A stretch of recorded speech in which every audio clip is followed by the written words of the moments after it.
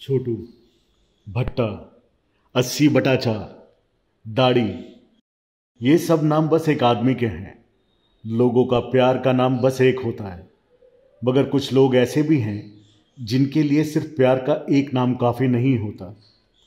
हम बात कर रहे हैं आशीष भट्टाचार्य की। एक अति साधारण इंसान, केवल दिखने में, जितने दिखने में साधारण उससे कहीं अधिक अति असाधारण व्यक्ति। चेहरे पर सफ़ेद दाढ़ी, एक ढीली ढाली सी कमीज, एक खाकी रंग की बिना प्रेस करी हुई पैंट, पैरों में एक साधारण सी सैंडल। इन सभी में से एक सबसे बड़ा रिश्ता था बेटी का अपने पिता के साथ। मेरा नाम नेमो है, जो पापा ने रखा था। So that is what I would like to be known as.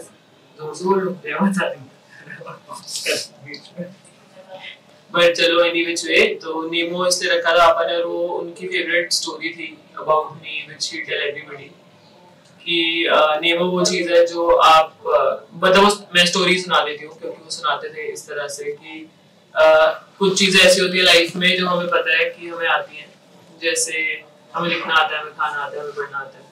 कुछ चीज़ें ऐसी होती है जो हमें पता है हमें नहीं आती, जैसे हमें प्लेन उड़ाना नहीं आता है, हमें शिप चलानी नहीं आती। और कुछ चीज़ें ऐसी होती हैं जो हमें पता ही नहीं है कि हमें नहीं पता या फिर हमें नहीं आती, और वो नेमो है। So Nemo is basically exploring the world. तो आई डोंट नो क्यों रखा था उन्होंने मेरा नाम वो, but being an explorer himself, I think that name I should carry, and I think I resonate with that name all the more.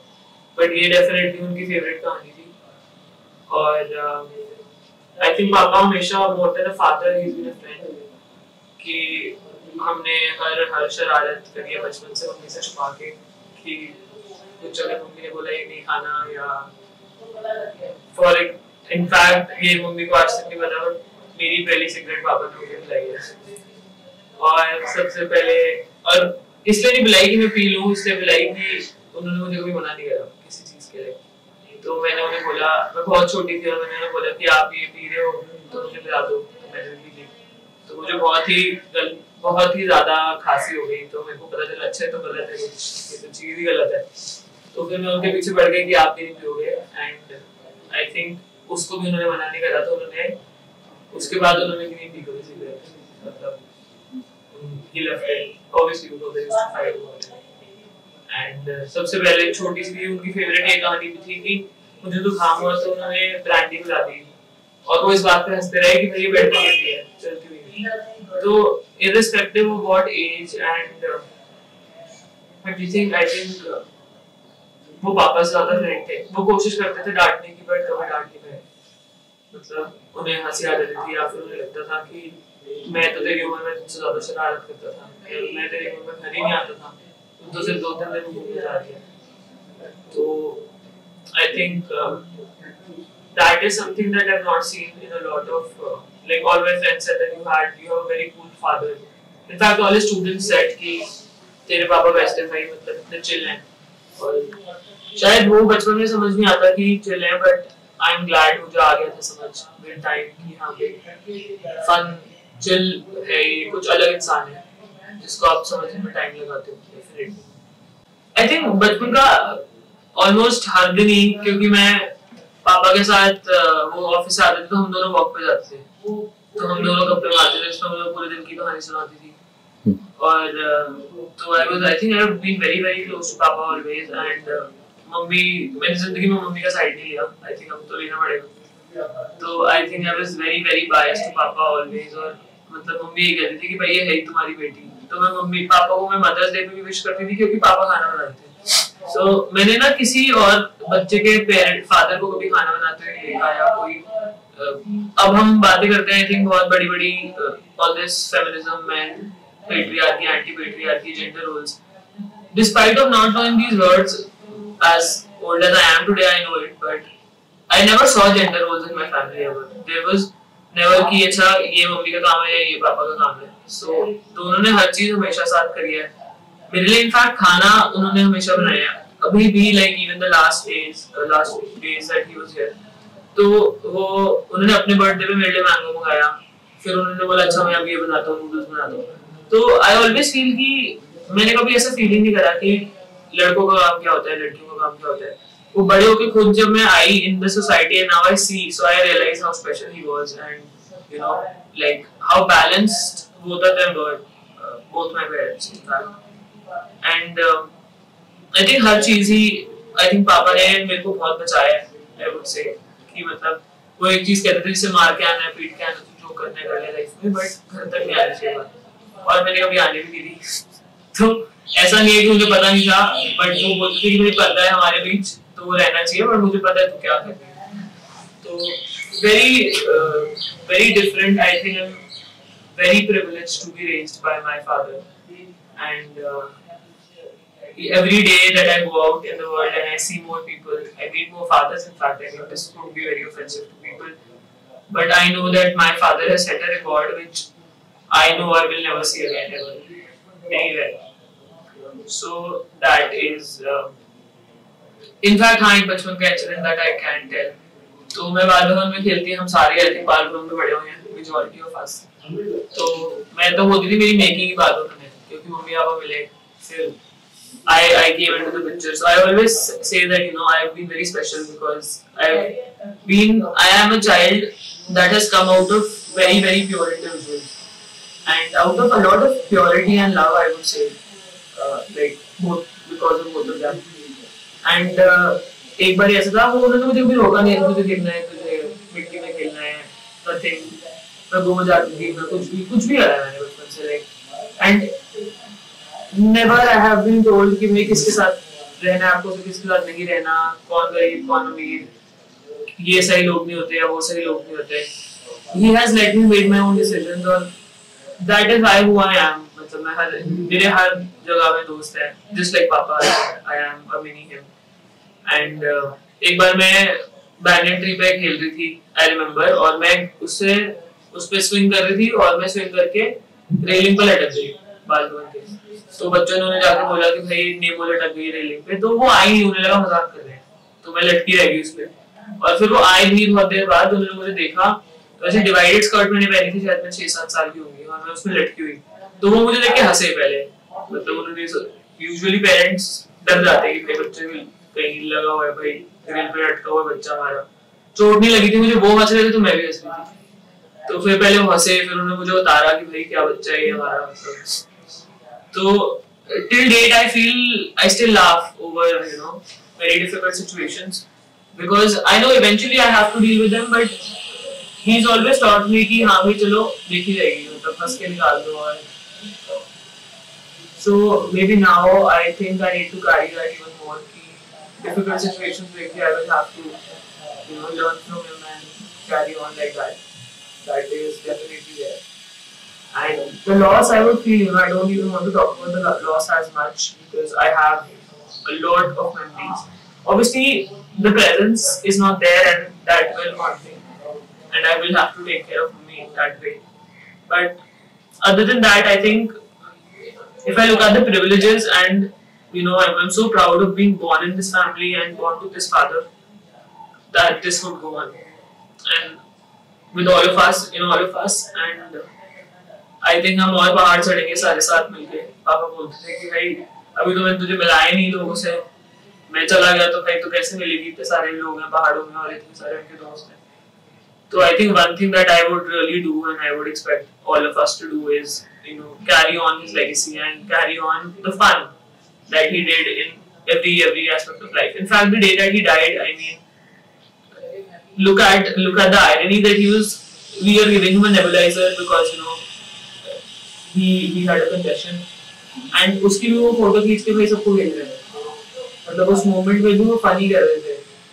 And अभी हमारे बहुत डिफिकल्ट है, बट हम लॉन्ग रन में देखेंगे तो he always wanted an easy death. He always talked about that, and he never wanted to go to the hospital कि मुझे वेंटिलेटर मत लगाना और मेरे को ये मत कराना।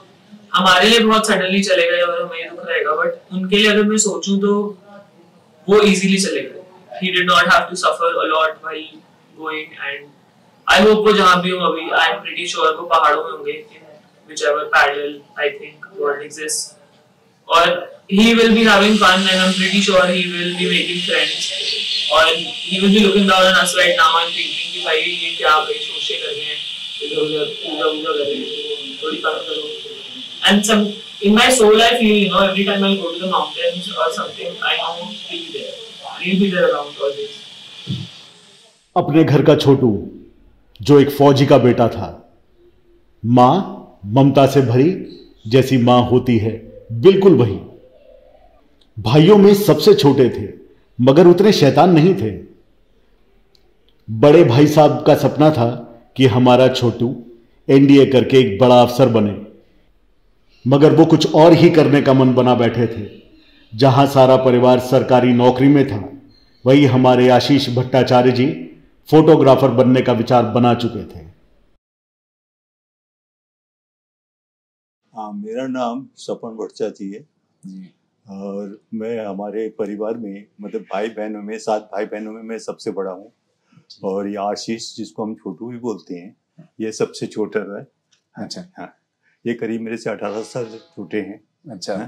छोटे थे और मैं बहुत ज़्यादा इनके अंदर इन्वॉल्व नहीं था फैमिली जैसे दूसरे भाई बहन मिलते हैं. मैं थोड़ा सा घर में बड़ा होने की वजह से थोड़ा रिजर्व रहता था.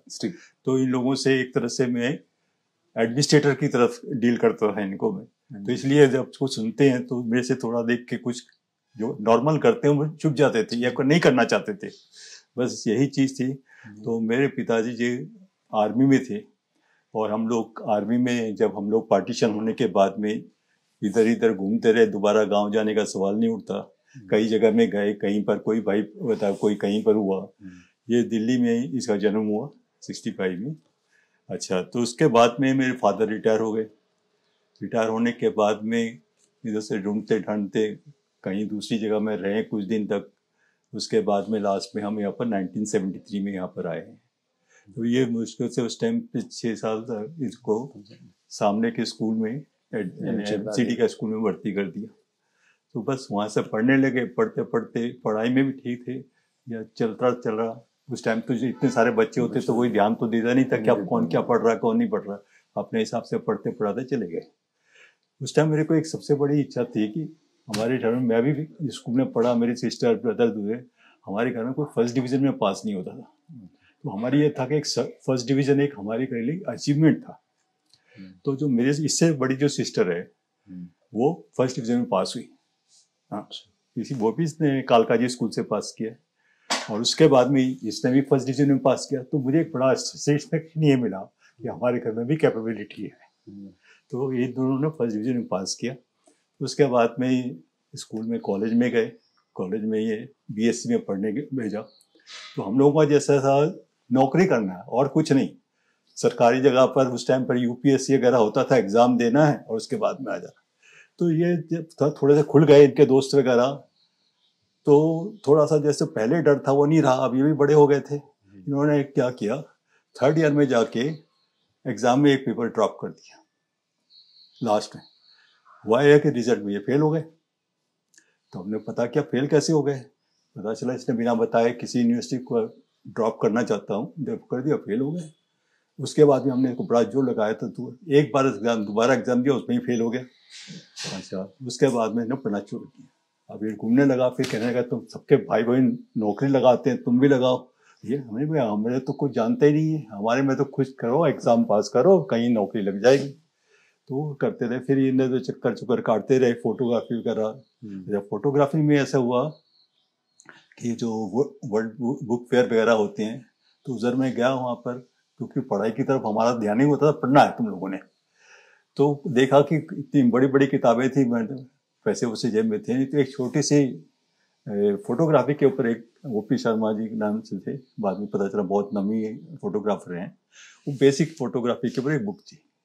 वो ले आया घर में, कुछ दिन पढ़ा, उसके बाद में पढ़ा रहा, आगे कुछ चला ही नहीं. तो in the main time in लोग भी पीछे देखते होंगे, इसको भी थोड़ा शौक आ गया. और दूसरा भाई जो इनके, इसको भी थोड़ा शौक था. इन्होंने एक छोटा सा कैमरा खरीद लिया. उसके बाद से ये अब फोटोग्राफी में एक्सपर्ट हो गए. दोस्तों के फोटो खींचना, इसके करना, वहाँ जाना. फिर बाद में हमें, अरे तुम पढ़ तो लो, कुछ करोगे नहीं, ये फोटोग्राफी कैसे चलेगा, क्या मिलेगा. कुछ बोलना नहीं. आस्ते आस्ते वो दास साहब थे हमारे आपके बाद में, तो वहाँ पर किसी ने कांटेक्ट किया होगा कि वहाँ पर जाओ, जो बाकी वहाँ क्या हुआ क्या नहीं पता नहीं। तो वहाँ पर उसको ये फोटोग्राफी के इंस्ट्रक्टर की पोस्ट लग गई, या जूनियर फोटोग्राफर जो भी कुछ रहे होंगे लग गई। फिर आस्ते आस्ते बाद में कहा मैं फोटोग्राफी का टीचर हूँ ना, बड़े प्राउडली बोलते थे। मैंने तुम फोटोग्राफी क्या है, एक फोटो खींच ली शादी में, एक फोटो मिल गया इसको, ये कुछ काम है, तुम पढ़ाई लिखाई करो, नहीं क्या कुछ भी। तो उसके बाद में फोटोग्राफी करते करते बाकी कहानी आपको पता है बात उनकी, मैं क्या बताऊँ, मैं जानता भी नहीं उसके बाद में क्या करते रहे वो। फिर उसके बाद में बालभवन में और भी एक्टिविटीज़ होती हैं, तो कैंप में जाते हैं, यहाँ जाते हैं, तो ये लोग भी जाते थे वहाँ का एडवेंचर कैंप में बताते थे। और इन द मेन टाइम मेरी सर्विस के अंदर भी मेरा इंटरनल ऑडिट का पार्ट लिया, तो मेरे को भी बाहर जाने का शौक था। और मैं बाई चांस ऐसी मिनिस्ट्री में था जिसके सारे इंडिया के अंदर सब जगह पर ऑफिस थे, तो मैं जाता था वहाँ पर, कहानी सुनाता था उनको। तो इन लोगों को भी चस्का लग गया, ये इन्होंने बाहर घूमना शुरू कर दिया, पहाड़ों में जाना। हालांकि मैं पहाड़ में कहीं नहीं गया, कोई भी सब जगह गया। मैं कहता गोल्ड माइंस के अंदर गए, वहाँ कैसे गोल्ड निकलता है इनको बताया, एडवेंचर, इन लोगों को भी शौक हुआ। ऐसे करते करते ये लोग चलते। मैं घर के मामले में बाद में ज़्यादा इंटरफेयर नहीं करता था। अच्छा, दूसरी चीज़ ये है कि जैसे ये वाले बात है, जैसे बताया मैंने आर्मी में थे, तो मेरी एक इच्छा थी कि एयरफोर्स में जाऊँगा, पायलट बनूंगा। खैर वो तो सोचने की बात होती, जब गए तो कुछ हुआ ही नहीं। तो कुछ हुआ नहीं, कुछ फादर भी नहीं चाहते थे शायद, तो इंटरेस्ट नहीं हुआ। और हम जो बेंगलोर में थे वो तो था एनडीए में, खड़कवासला में, वहाँ पर नए नए कैडेट्स आते थे, देखते थे स्कूल से ऑर्डिनरी लड़के आ रहे हैं 15-16 साल के, 3 साल के बाद में दुनिया भर की 5 बजे से लेकर रात के 10 बजे लाइट ऑफ सोना पड़ेगा। हाँ, इसी बीच उनको जो भी चीजें जरूरत होती सब सिखाते थे, बॉक्सिंग से लेके, हॉर्स राइडिंग से लेके, स्विमिंग से लेकर, पढ़ाई से लेकर, सब कुछ स्पोर्ट्स में लेकर सब सिखाते थे, और अच्छे आदमी बन जाते थे। तो हमारे को इच्छा थी जाए, नहीं हुए। फिर जब ये स्कूल में पढ़ना शुरू हुआ तो उस टाइम पर सेंट्रल स्कूल शुरू हुआ। तो सेंट्रल स्कूल में यह था कि उसमें जो बच्चे पढ़ जाते हैं उनको प्रेफरेंस मिलती है एनडीए में। तो मेरा यह था कि ये वाया मीडिया होगा, ये वहाँ पर ऑफिसर बन जाएगा। तो इसको हमने फॉर्म मैंने सारा कुछ भर भरा के दे दिया। तो इसका एक एग्ज़ाम का डेट आ गया, तो एग्ज़ाम का डेट इसको तैयार करना पड़ेगा। इसको कहीं से टाई खरीद मांग के लाया, कहीं से कुछ ला के इसको फिट फाट करा के लेके गए वहाँ पर। जिस दिन फाइनल में एग्ज़ाम टेस्ट था, उस दिन इसका रोल नंबर गुम गया, पता नहीं कहाँ रख दिया। अब सारा दिन घर में ढूंढते ढांढते कुछ नहीं मिला। जैसे एग्ज़ाम का टाइम हो गया, मैंने चलो तो सही, वहाँ पे सेंटर में लेके गए, उनको फिर बताया कि भाई इसका रोल नंबर गुम गया है। जब रोल नंबर गुम गया तो हम कैसे लेंगे ये स्टूडेंट है। उन्होंने कहा नहीं, हो गया जो गया। फिर भी मैंने कहा भाई बड़ी मुश्किल से किया, हो सकता कहीं आप देखिए कोई वाया मीडिया, आप लोगों के पास तो नाम होगा, नाम बता रहा, देखिए नाम है कि नहीं वहाँ पर। तो उन्होंने अपने सीनियर से कंसल्ट किया, उसको एग्ज़ाम देने के लिए दे दिया। काफ़ी टाइम निकल चुका था। तो बाद में क्या करके आया पता नहीं, रिजल्ट भी नहीं आया, कुछ भी नहीं। बाद में ये जब करने, फिर बाद के बाद में बताया पढ़ाई लिखाई दूसरी चले गए और बालभवन में चले गए। फिर बाद में इसको खाना बनाने का बहुत शौक था। वो मदर जब बनाती थी या वहाँ पर हर एक से बात करता था, हलवाई कैसे, उनसे पूछता था डिटेल में, आके घर में एक्सपेरिमेंट करता था। मेरा नाम सुशील कुमार भट्टाचार्य जी है। हम 4 भाई थे और आशीष सबसे छोटे थे हमारे में, और सबके दुलारे थे। और उनको बचपन से वो मल्टी टैलेंटेड थे, चाहे स्पोर्ट्स हो, ड्राइंग हो, लिटरेसी हो, लिटरेचर हो या फोटोग्राफी हो, तो सब में बढ़ चढ़ के हिस्सा लेते थे। बचपन से लेकर जब तक मैं उनके साथ जुड़ा रहा, और मेरे साथ उनका जुड़ाव बहुत ज़्यादा था, क्योंकि हम दोनों की सोच करीब करीब एक जैसी थी। हम जैसा सोचते तो वो ज़्यादा सोचते थे, मैं भी वैसा सोचता था। हम एक दूसरे के बहुत करीब थे, और किसी भी किस्म की उनको कोई समस्या होती थी वो मेरे पास आते थे, और मेरे को कोई समस्या होती थी तो मैं उनके पास जाता था। तो हम अपनी समस्या आपस में बैठ के दोनों सुलझा लिया करते थे। तो हमारे यहाँ एक बहुत प्रसिद्ध फोटोग्राफर हुआ करते थे, उनके पास बहुत महंगा कैमरा था। तो एक दिन आशीष ने उनके कैमरे को टच किया तो उनको कुछ खराब लगा कि भाई मेरे कैमरे को क्यों टच किया। तो उन्होंने हमसे कैमरा ले लिया, और हमें उस दिन बड़ा खराब लगा कि हमारे पास कैमरा नहीं है और ये इनके पास है, और इन्होंने हमारे साथ ऐसा व्यवहार किया। अब वही आखिरी दिन था, उसके बाद हम दोनों ने फोटोग्राफी को एक ऊंचाई तक ले जाने के लिए हमें प्रयत्न करने शुरू करें। पहले सबसे पहले हमने एक कैमरा खरीदा, उस अशाई था ना, याशिका 1000, उस कैमरों के लेके हमने SLR कैमरा हुआ करता था, तो हमने वहां सीखा। फिर मैं तो इतना इन्वॉल्व नहीं रहा। आशीष जी ने क्या करा कि अपने सारे लोगों को फोटोग्राफी की तरह इस तरह से प्रेरित करा कि सबके गले में कैमरे झूलने शुरू हो गए, और उसका नतीजा ये हुआ। फिर हमने और थोड़ा आ गया कि इसको कैसे और उसमें वो लाई जाए, कैमरे में किस तरह इसको और सुधार किया जाए। तो हम श्री दिवंगत टी काशीनाथ जी के पास गए, मैं और आशीष जी, हमने दोनों ने उनके एक्सपीरियंस का उनसे सीखा। और आशीष जी ने उनको अपने सीखे हुए काशीनाथ जी के जो उन्होंने हमें गुण सिखाए थे फोटोग्राफी के, उनको वो आगे तक लेके गए, और उनके साथ जो भी फोटोग्राफी लाइन में जुड़े, उन्होंने हर बारीकियों को उनके साथ शेयर किया।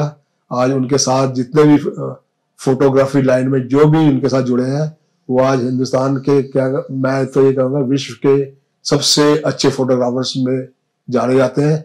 इतना स्किल, इतनी नॉलेज शायद आशीष जी के ग्रुप के अलावा शायद मुझे लगता है कि किसी के और फोटोग्राफी ग्रुप या उनके साथ उठने बैठे लोगों के पास वो फोटोग्राफी को उन्होंने जिया।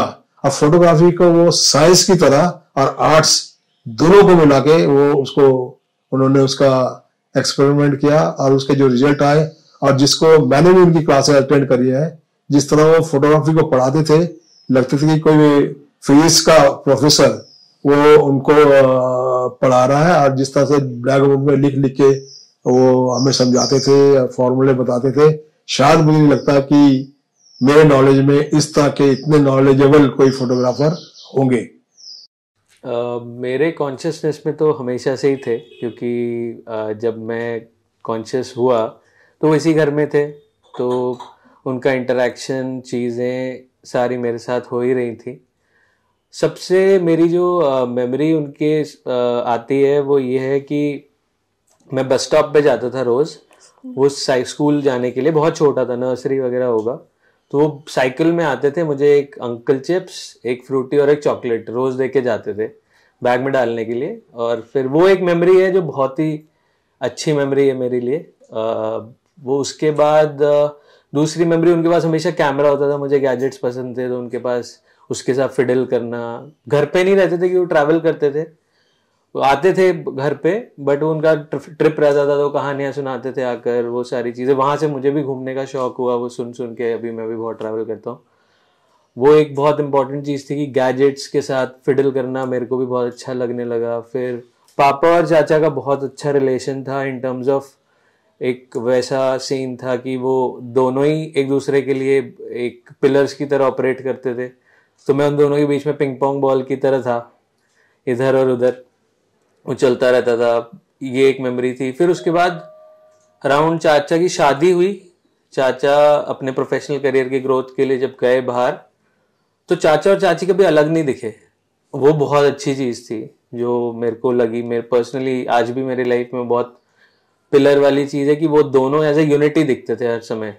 तो चाचा फिर अलग से कुछ एंटिटी नहीं रहे, वो हमेशा दोनों आशिका की और छोटू का साथ होते थे, आना भी साथ, जाना भी साथ, चीज़ें भी साथ। तो वो बहुत मेमोरी में रहा। फिर वो लोग क्योंकि बाकी सब गवर्नमेंट जॉब में थे, तो एक स्टैंडर्ड 9 to 5 जॉब्स में थे, वो दोनों बहुत ही अलग चीज़ें करते थे। कभी एनजीओ खोल रहे ग्रीन पाथ के नाम से, वहाँ प्रोटेस्ट कर रहे हैं एनवायरनमेंट वाले, तो मैं भी इन्वॉल्व हूँ। बाल भवन, हर समर वेकेशन हम बाल भवन जाते थे। बाल भवन बहुत कोर पार्ट रहा हमारी लाइफ का। बाल भवन में बहुत कुछ एक्सपोजर लिया जो शायद मेरे दोस्तों को उस टाइम नहीं मिलता था, और वो मेरे से बहुत फैसिनेटेड रहते थे, ये बहुत सारी चीजें कर रहा है। बट उसका मेन प्राइम रीजन घर नहीं था, वो बाल भवन, चाचा चाची का जो एक्सपोजर था लाइफ का, वो बहुत अलग था, उससे मिला। और आज शायद मैं इस तरह के करियर में आया, उसका रीजन भी हो सकता है कि वो लोग हैं, क्योंकि बाकी जगह कोई और एक्सपोजर था नहीं। बाकी तो रेगुलर इंजीनियरिंग प्लस एमबीए वाला ही काम करना था जो सब कर रहे थे, बट इस तरह का वो हुआ तो बहुत इम्पैक्ट रहा। इवन मेरी शादी भी आई थिंक चाचा चाची जिस तरीके से ऑपरेट करते थे, जिस तरीके से एज ए यूनिट दिखते थे वो मेरे को बहुत पसंद था। तो चाचा ने भी लव मैरिज करी, मैंने भी लव मैरिज करी, चाचा ने भी नॉन बंगाली से शादी करी, मैंने भी करी। और चाचा मेरे लिए डांट भी खाई उन्होंने, क्योंकि अपने में तो खाई, बट जब पापा ने उनको बताया तुम्हें कन्विंस करना है ताऊ जी को, तो वो मेरे लिए भी पिटे उनके हाथों कि तेरी वजह से सारी चीजें हुई, अब ये भी यही काम कर रहा है और ये सब। वो मेरा मतलब छोटा भाई जैसा ही था, और मतलब खाना वाना बनाने में बहुत हेल्प कर देता था, मतलब कुछ हेल्प कर देता था। तो खुद के चाचा जैसे ही थे वो एकदम। और हाँ, as a person I think वो बहुत क्रिएटिव थे, तो मुझे वो बात बहुत अच्छी लगती थी कि जो चीज़ एक इंसान वो क्रिएटिविटी से पूरी लाइफ जी रही, इट्स नॉट जस्ट कि पॉटरी कर रहे हैं, फोटोग्राफी कर रहे हैं, it's also like how creative is life, और there are so many colours. I think that's what he represents. एक वक्त ऐसा भी आया जब सबका दिल जीतने वाला अपना दिल हार बैठा। उनकी मुलाकात हुई एक खूबसूरत दोस्त थे जो उनकी जिंदगी का सबसे खूबसूरत हमसफर बना। मेरा नाम मीना चौधरी शर्मा है और पेशे से मैं वकील हूँ। और आशीष जो थे वो मेरी छोटी बहन आशा चौधरी भट्टाचार्य जी के हस्बैंड थे, जिनको मैं लगभग 1990 से जानती हूँ। जब मेरी बहन ने पहली बार बताया कि वो शादी करना चाह रही है, जो उनको पसंद है, क्यों असल में मेरे माँ बाप ने ये कह रखा था कि अगर तुम्हें कोई पसंद हो तो हम उससे तुम्हारी शादी कर देंगे, अगर लड़का तुम्हारे काबिल है और कोई दिक्कत नहीं होनी चाहिए। तो जब आशा ने बताया घर में कि ऐसे ऐसे मेरे बाल भवन के अंदर एक फोटोग्राफर है और उनसे मैं चाहती हूँ कि अगर आपने करनी है मेरी शादी तो आप उनको देख लीजिए, तो मेरी मदर पहले तो घबरा गई। फिर फादर को नहीं बताया, उन्होंने कहा कि भाई जब तू एक बार जाके लड़के से मिला, देख ले कि भाई ऐसा तो नहीं कोई कि कहीं तेरी बहन को कोई मतलब टेकन फॉर राइट कर रहा हो या कुछ बेवकूफ़ बना रहा हो। तो आशा ने मीटिंग फिक्स करी आशीष से वहाँ नथूस बंगाली मार्केट में। तो पहली बार जब मैं मिली तो खद्दर का कुर्ता और पजामा, बिल्कुल जैसे जो बिल्कुल डाउन टू अर्थ लोग होते हैं, जैसे पत्रकार टाइप के लोग होते हैं, उस तरह से मिलने आए। आशा ने मिलवाया, वहाँ नथू में बैठ के, वहाँ बंगाली मार्केट सामने जो है बंगाल स्वीट्स, वहाँ पे बैठ गए। तो मैं वैसे ही बात करने लगी कि भाई आपके घर में पता है कि नहीं इस बारे में कि मतलब आप आशा से शादी करना चाहते हो? कि नहीं नहीं मेरे घर में तो नहीं बताया, वो तो बहुत गुस्से वाली है मेरी माँ उठा के आपको गोली मार देगी, आपकी मम्मी को गोली मार देगी। अब मैं उस वक्त मेरा रिएक्शन क्या था, मैं तो शॉक्ड हो गई। मैंने कहा भाई ये कैसा लड़का मेरी बहन ने पसंद करा है कि वो कह रहा है कि मेरी माँ अगर आप मिलने जाओगे तो गोली मार देगी, दरवाजे से अंदर नहीं घुसने देगी, ये वो। मेरा तो दिमाग, खैर उस टाइम चाय स्नैक्स पी और आ गई। घर में आके मैंने मदर को बताया कि मैंने कहा तो वो लड़का तो ऐसे बोल रहा था कि भाई मेरी माँ आप जाओगे तो गोली मार देगी, और ये है कि भाई क्योंकि वो आप नॉन बंगाली और वो बंगाली है। फिर मदर भी मेरे सकते में आ गई, भाई ये क्या बात की। फिर अच्छा आई और कहने लगी उनको मजाक करने की आदत है, वो सिर्फ डरा रहे थे, ऐसे मजाक कर रहे थे आपसे, ना तो उनके तो बस की नहीं, और उनकी माँ तो इतनी सॉफ्ट स्पोकन नेचर की है, वो क्या किसी को, वो तो किसी को गुस्सा भी नहीं करती। आशा मिलके आ चुकी है उनसे। तो फिर जान में जान आई और चलो वो समझा कि भाई वो है। उसके बाद वो कई बार मैं बाल भवन जाती थी बहन को लेने, तो मिलते रहते थे वहाँ पर, वही हंसी मजाक उनकी हर बात में मजाक था, कोई बात सीरियसली करते नहीं थे वो। कोई आप सीरियसली भी कोई बात करे ना, मैं थोड़ा सीरियस नेचर की हूँ, तो उन्होंने जवाब जो देना है ना उसमें आधा टाइम वो आपको समझ नहीं आता कि वो सच बोल रहे हैं या मजाक कर रहे हैं। ये बड़ी प्रॉब्लम थी उनके साथ, पर केयरिंग बहुत थे। मेरे साथ तो आप ये देखो 2005 में मेरे हस्बैंड की डेथ हो गई। 2005 से लेकर आज तक मुझे मेरे बच्चों के लिए एक अंकल तो नहीं कहेंगे, वो कुछ बहुत ही ज़्यादा थे, मामा भी कह लो, मौसा भी कह लो, कुछ भी कह लो, हमेशा पूरे परिवार के लिए खड़े रहे। जैसे मैं हूं ना, कहते हैं ना कि मैं हूँ, और कोई शोबाजी नहीं कि आगे चल के कोई शोर मचा रहे हो, साइड में खड़े रहते थे कि परेशानी होगी तो मैं हूँ। नमस्ते, मेरा नाम करसन चौधरी है और आशीष जी मेरे फूफा जी लगते थे, मेरी बुआ के हस्बैंड। बचपन से लेके आज तक मैंने जितना भी ये सोचा है कि मेरे को जो क्रिएटिविटी है या जितनी भी मैंने आज की डेट में एजुकेशन ली है, उसका श्रेय सिर्फ मैं दो ही लोगों को दे सकता हूँ, वो हैं मेरी छोटी बुआ और आशीष फूफा जी। क्योंकि जितना मैंने स्कूल में भी नहीं जाके सीखा सालों सालों में, उतना उन्होंने मेरे को एक एक दिन में क्रिएटिविटी के थ्रू सिखाया। जो जिस तरह से वो बालपन में हर बच्चे को शिक्षा उन्होंने दी, वही वैसे ही शिक्षा मैंने उन्होंने घर में हमें बच्चों के समान दी। और कोई ऐसी चीज़ नहीं है, कोई फील्ड नहीं है जिसके बारे में उन्होंने हमें नहीं सिखाया। उन्होंने हमको पेंटिंग से लेके, पॉटरी से लेके, इलेक्ट्रॉनिक से लेके, फोटोग्राफी से लेके, हर चीज़ में हमको बचपन में ही इतना मल्टीडिसिप्लिनरी बना दिया था कि मैं आज की डेट में अगर कोई अपना श्रेय दे सकता हूँ तो सिर्फ यही दो हैं जिन्होंने मेरे को कुछ एजुकेशन दी है। स्कूल की मैं अपनी एजुकेशन मतलब एक आयोटा भर भी नहीं होगी जितनी मेरे को एजुकेशन मिली है स्कूल में। तो मैं बड़ा ग्रेटफुल हूँ कि क्या कहते हैं, ऐसे एक पर्सन से मेरा रिलेशनशिप रहा जिन्होंने अपनी लाइफ की जितनी अच्छी क्वालिटीज़ थी, अच्छी क्रिएटिव हैबिट्स थी, वो सब हमें बचपन से ही इनकलकेट की। और आज हमको मतलब मेरे को थोड़ा संभव बनाया कि मैं वही चीज़ें अब उनको अप्लाई कर सकता हूँ टीचिंग्स को, और कोशिश कर सकता हूँ कि वो आगे जाके अपने फैमिली में और उन सबको यही चीज़ सिखाऊं। यही मेरे लिए सबसे इनकरेजिंग चीज़ होती थी। Always put spice and salt and paper in your सादगी से जो चल रहा होता था उसको वो लाइवली बनाने में ही वाज एक्सपर्ट। और बड़े बेतकल्लुफ़ थे। जब भी कोई भी बैठा हो, चाहे जानते हो ना जानते हो, उससे निकाल लेते थे कैसे बात करनी है। And a very confident person. I have not seen such confidence in people, जैसे कि आमतौर पे लोग होते हैं, पर उनमें बड़ा कॉन्फिडेंस था। किसी भी तरह की situation, crowd, whatever, he used to be behind the photo camera, but he had all the confidence to be in front of it also. Hi, मेरा नाम हिरेन शर्मा है and Ashish sir was like family to me. My मौसा जी, my guide, my mentor. वैसे मौसा जी हैं but he was a fatherly figure to me, everything to me.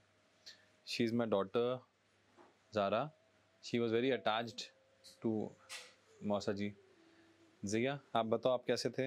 आप बताओ। मौसा दादू के साथ कैसे रिलेशन है आपका? मैं बताता हूँ। शी वो मतलब मौसा जी वॉज लाइक, क्या बताऊँ, बच्चों के साथ बिल्कुल बच्चे, और सेंटा क्लॉज की तरह हमारे बच्चों को प्यार करते थे बिल्कुल। मतलब Tia and Jiya were like there everything. पूरा दोनों बच्चों को ऐसा जो मेंटोर मिले हैं, दोनों बच्चों के अलावा उन्हें कोई सोचता ही नहीं था। रात को जब घर आते थे पूरा थके हारे बच्चों के साथ खेल के अपना एंजॉयमेंट करते थे। मतलब बहुत ज्यादा अटैच्ड है, बहुत ज्यादा। She and Tia and Jiya were friends.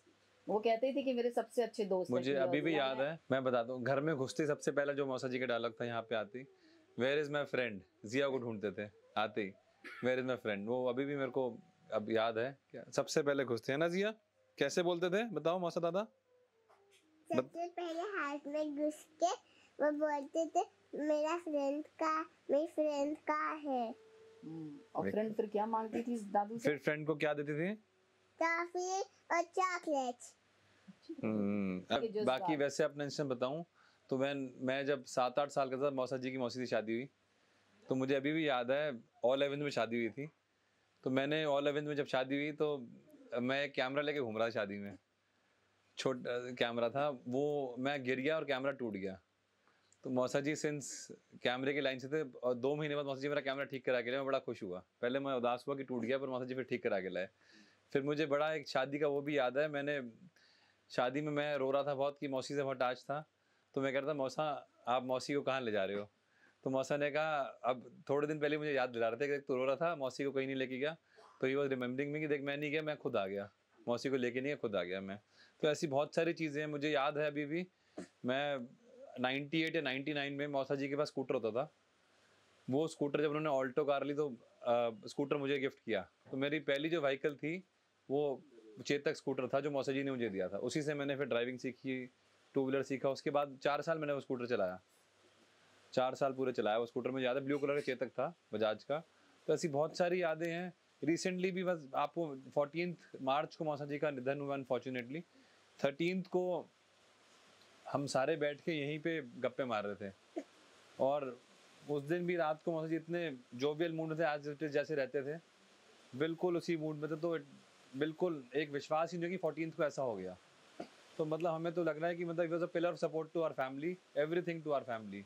बहुत ज़्यादा जो है बता नहीं सकते कितना दुख की घड़ी है। मौसा जी was very fond of cooking, तो स्पेशली उस दिन उन्होंने सबके लिए टोमेटो सूप प्रिपेयर किया। और हमने कहा कि ललित भैया आप अच्छा नहीं बनाते हो, मौसा से बिल्कुल सीख लेना कि उन्होंने कैसे बनाया। तो उन्होंने सब बना के बकायदा सबको खिलाया। मैंने पीते ही सबसे पहले अपने शेफ को बोला तूने मौसा जी सीख लिया कैसे सूप बनाना है। तो उस दिन भी सबको सूप पिला के, मतलब बड़ी अनफॉर्चुनेट कि नेक्स्ट दिन हमें पता चला ऐसा, but very big loss to our family, fraternity of photography and everybody whosoever is involved with Mausa ji. Everybody knows him as a Santa Claus, giving everything, not taking anything. मतलब दिवाली के day और 2 after Diwali ये dry fruit का एक plate लेकर आई, that was pack, and छुपके से जाके मौसा को इन्होंने गिफ्ट किया। एंड मौसा घर लेके भी गए, किसी ने दिया, मैं लेके जाऊंगा। मौसा ने कहा कि मतलब पहले रख दिया, फिर उसने देखा कि लिया नहीं मौसा ने, फिर वो लाके कि नहीं आप छुपके से ले जाओ, किसी और ने नहीं लेना, ये आपके लिए स्पेशली गिफ्ट है मेरे तरफ से, है ना जी। मेरा नाम ललित सिंह राणा है, मैं सर्ट मोलेखाल उत्तराखंड का रहने वाला हूँ।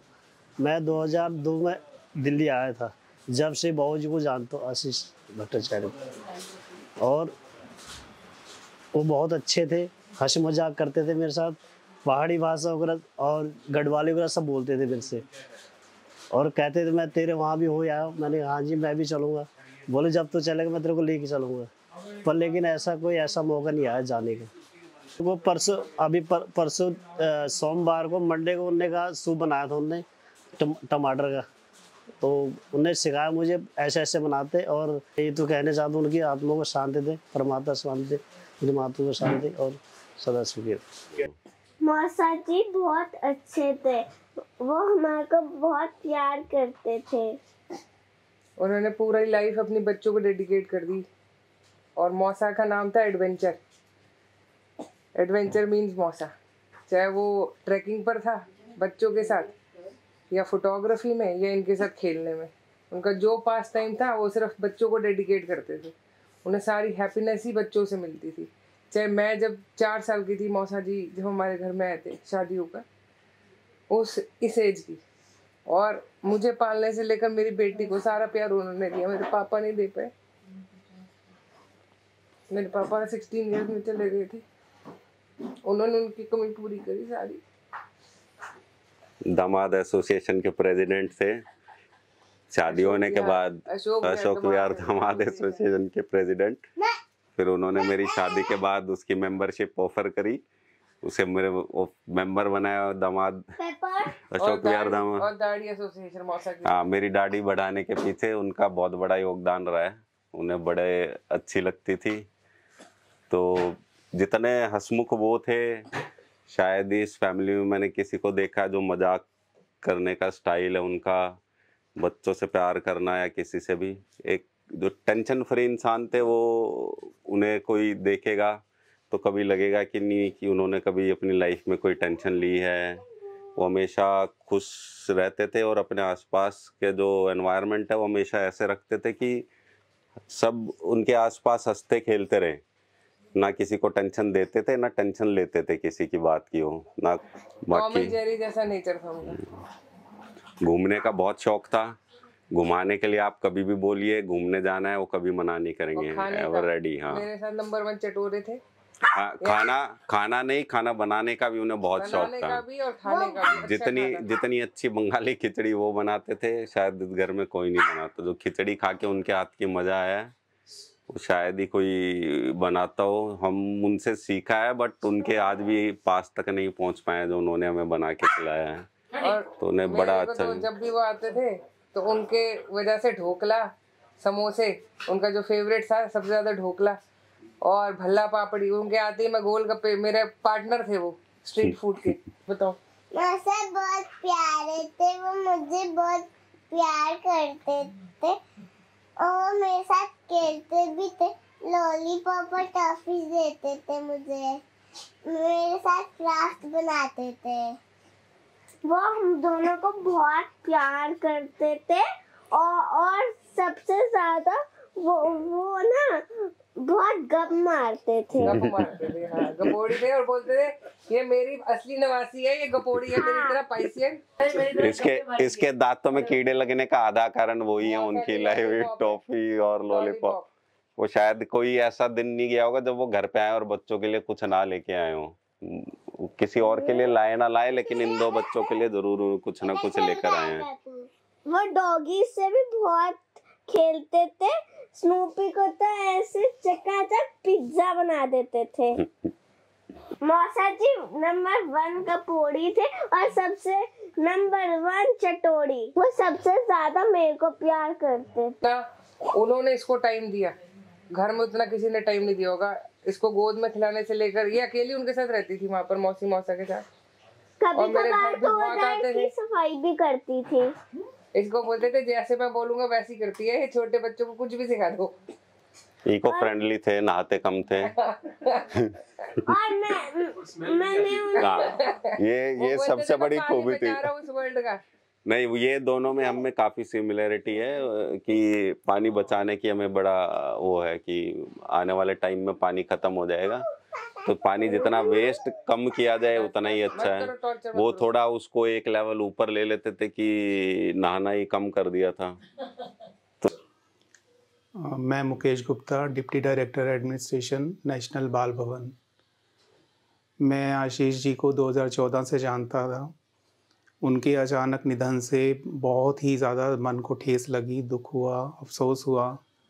हमारे बाल भवन परिवार से एक सदस्य कम हो गया।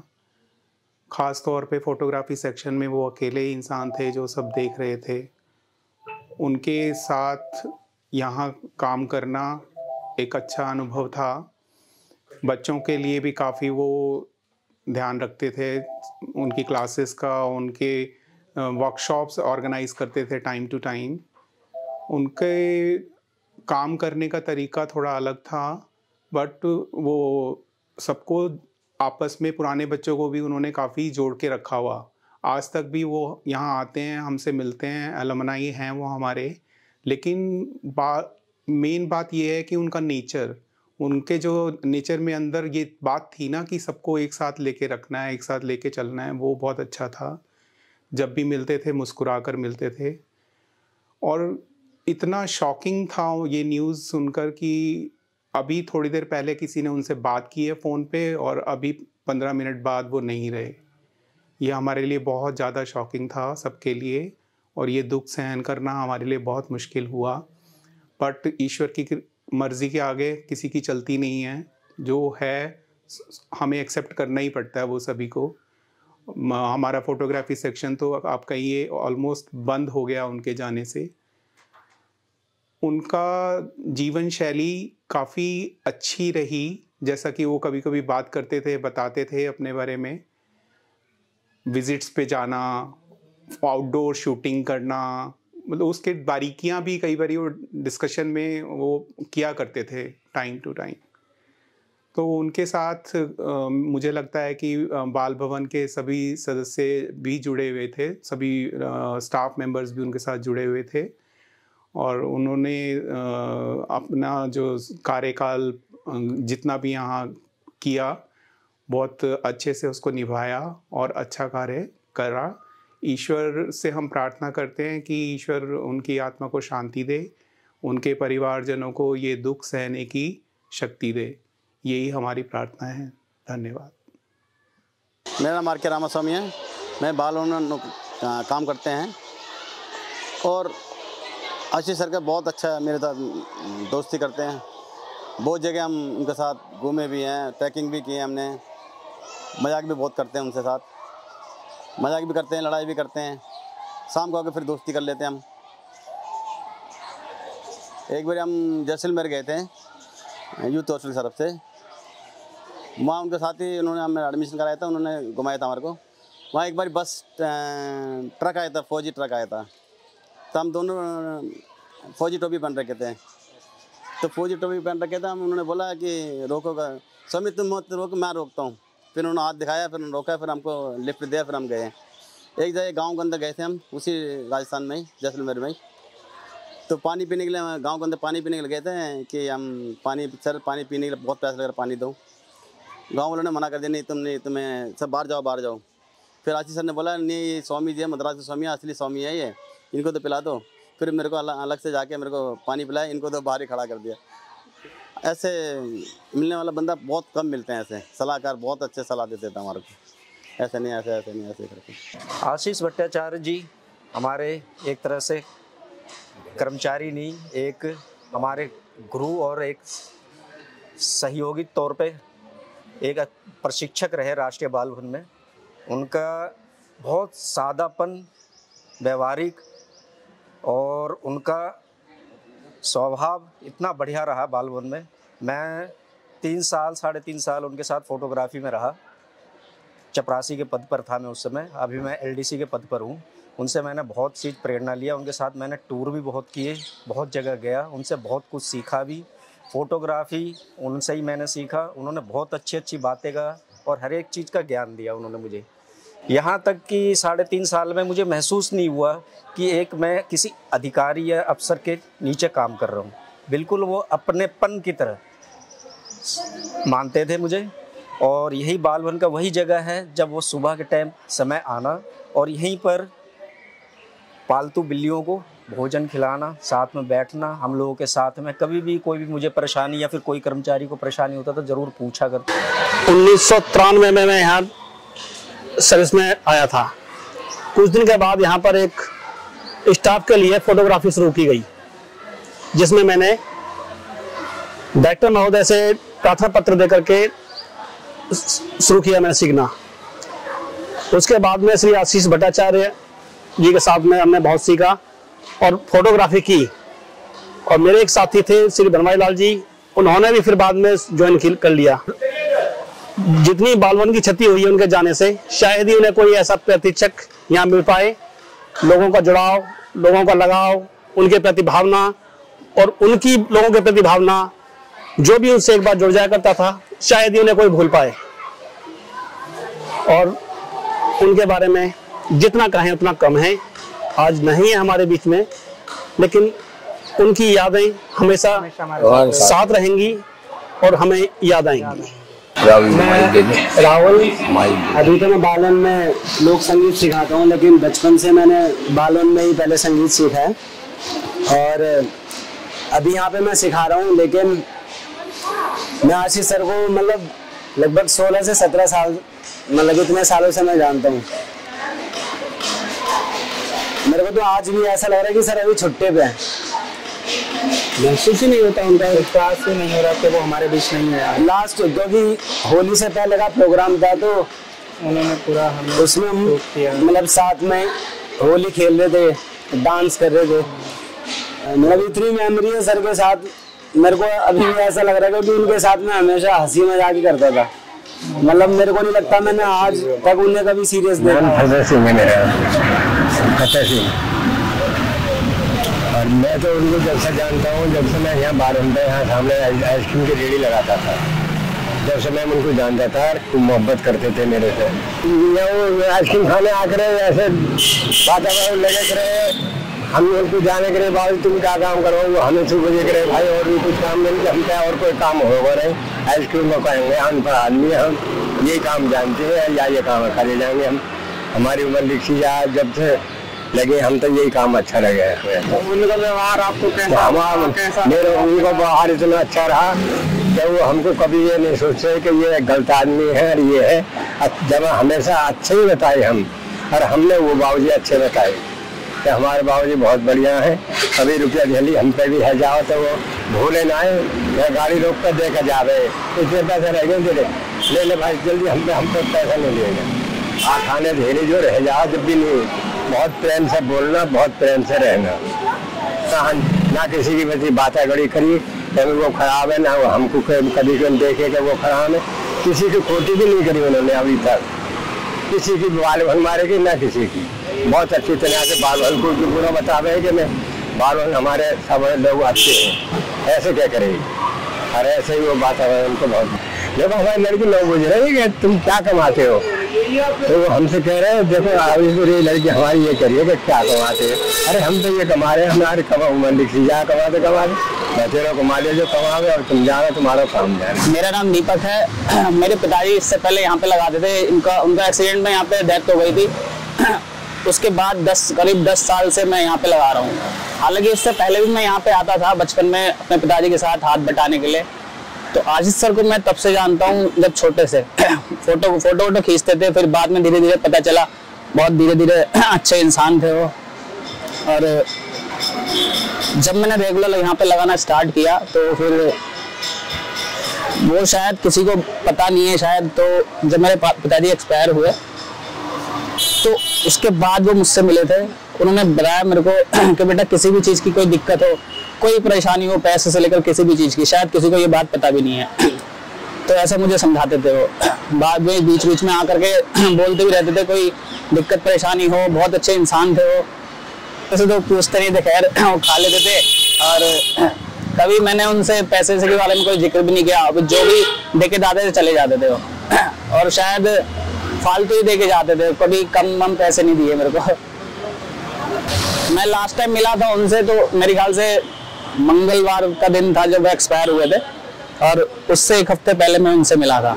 तो यहाँ से मिल के गए थे, मुझसे ठीक ठाक थे, कोई दिक्कत नहीं थी। अब अचानक ऐसे हो गया ये तो मुझे भी विश्वास नहीं हुआ था। देश के बंधु, आप में से देश बंधु कॉलेज से उन्होंने अपना स्नातक किया, जहां उन्हें प्यार का नाम मिला भट्टा। वही भट्टा जिसे हम आशीष भट्टाचार्य के नाम से जानते हैं। नमस्कार, मेरा नाम है सैबल घोष, आशीष का बचपन का दोस्त। 1979 से जो है आशीष के साथ मेरी दोस्ती बनी। वो शाम मुझे अभी भी याद है जब हम चित्तरंजन पार्क में एक मैदान में फुटबॉल खेल रहे थे और ये लड़का जो एक साइकिल चलाता हुआ आया और फिर हमसे कहा कि मैं आप लोगों से दोस्ती करना चाहता हूँ। और वो दिन और उसके बाद इतने साल जो एक साथ हमने बिताए, मैं उसके जो है कॉलेज स्कूल और उसके बाद कॉलेज में हम एक साथ रहे, और बड़ी यादें जो हैं जो अभी मेरे जहन में आ रही हैं। एक तो सबसे बड़ी बात जो उनके साथ था कि वो हम एक साथ मिलके कुछ भी कहीं भी घूमना हो तो कॉलेज के टाइम पे जो है दिल्ली का जो ये सर्कुलर रेल था, इसमें बैठ के हम चक्कर मारते थे, आशीष में और कुछ दोस्त मिलके, टाइम पास होता था। बहुत सुनहरे यादें जो हम मेरे दिल में है। और एक बार 1991 को जो है आशीष और मैं पहली बार एक साथ ट्रैकिंग में गए, और हम जो है चमोली डिस्ट्रिक्ट में गए। वहाँ पे उनके स्टूडेंट थे, उनके साथ हमारी मुलाकात हुई, पहले बैच के स्टूडेंट, और फिर हम मिलके हमने वहाँ पे ट्रैकिंग की, तुंगनाथ वगैरह हर जगह की। तो बहुत ही सुंदर यादें हैं। और फिर उन्होंने मुझे कहा कि यहाँ पे एक दिन ज़रूर मैं आऊँगा वापस, यहाँ पे मैं घर एक खरीदूँगा और हम सब अपना जो है रिटायर्ड लाइफ जो है हम यहीं बिताएंगे। और फिर उन्होंने वो खरीद के हमें उन्होंने फ़ोटो हमसे शेयर की उस घर की। पर अभी तो पता नहीं अब क्या होगा, पर बहुत ही सुनहरे याद आशीष के साथ मेरे हैं और हमारे सारे दोस्तों के। धन्यवाद। मेरा नाम सुमित दास गुप्ता है, मैं आशीष का बचपन का दोस्त हूँ। वो बुलाता था, बड़े प्यार से बुलाता था। उसके घर पे हम लोग गए थे, उसी की याद मेरे को अभी 7-8 दिन पहले था कि एक बार चला जाए, लेकिन वो हो नहीं पाया। अचानक ऐसे खबर आ गई। और जब भी वो उसने किसी के साथ बात किया, बड़े प्यार से, बड़े दिलेरी से बात करता है। ये मेरे जहन में बहुत अच्छी याद है। धन्यवाद। आशीष मेरा कॉलेज का दोस्त, और दोनों ने बहुत मस्ती करी। और वो कहता रहता था कि मुझे घूमने का शौक, जो उसका घूमने का शौक है वो मैंने उसको शुरुआत कराई। और मैं एनवी करता था उसको कि उसने ज़िंदगी में कभी टेंशन नहीं ली, हमेशा हंसता रहता था, और कभी उसको मैंने उदास नहीं देखा। मैं विजय कुमार जैन, आशीष का मित्र फ्रेंड, हम लोग एक साथ थे देशबंधु कॉलेज में, हमारा मुलाकात हुई। आशीष जैसा व्यक्तित्व, जैसा आज इस सभा के अंदर भी बहुत लोगों ने बोला, एक बिल्कुल ही यूनिक व्यक्तित्व उसका था। जीवन में बहुत ही लोग कम ऐसे मिलते हैं जो कि अपना जीवन अपने टर्म्स पे जीना चाहते हैं। उसमें आशीष एक था, और आज जिसको हम याद कर रहे थे, हमारा एक मित्र, वही देशबंधु कॉलेज का ही हमारा एक मित्र संजय पुरोहित, जो आज स्पेन में है। इन्होंने, हम लोग बीएससी में पढ़ते थे, हम बहुत शरारतें किया करते थे। मुझे याद है कि थोड़ा सा नॉटी हम भी होते थे, थोड़ा सा नॉटी आशीष भी हुआ करता था। तो हम शरारतें करते थे, लेकिन जीवन को बहुत बारी हम लोग जितनी गंभीरता से लेते थे तो लगता था आशीष शायद उतना नहीं लेता, संजय शायद उतना नहीं लेता। लेकिन हमने बाद में रियलाइज़ किया कि जो अपने पैशन को जीते, जीना उसी को बोलते, जो हमने देखा आशीष के साथ में।